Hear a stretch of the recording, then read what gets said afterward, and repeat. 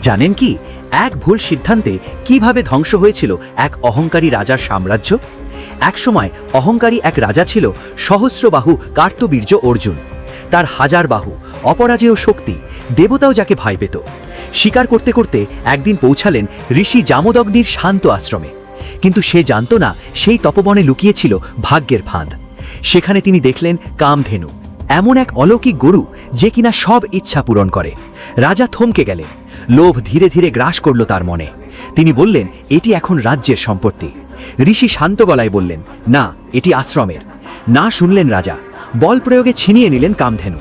ঠিক তখনই ফিরে এলেন ঋষিপুত্র পরশুরাম, আর শুনলেন অপমানের কথা। আর ঠিক তখনই পরশুরাম আকাশের দিকে তুললেন তার জ্বলন্ত কুঠার, আর ক্ষত্রিয় বংশের অবসানের ভয়ঙ্কর প্রতিজ্ঞা নিলেন। মহারণ শুরু হলো। পরশুরামের তেজে যুদ্ধক্ষেত্র এক ভয়ঙ্কর রূপ নিল। হাজার বাহু একে একে ছিন্ন হতে লাগল। তার কুঠার ঝলসে উঠল বজ্রের মতো। অবশেষে কার্তবীর্য লুটিয়ে পড়লেন রক্তাক্ত মাটিতে। অহংকার হার মানল ভক্তির শক্তির কাছে। সেই দিন থেকে শুরু হলো ক্ষত্রিয় নিধনের ভয়ঙ্কর অধ্যায়। ইতিহাস বদলে গেল এক মুহূর্তে।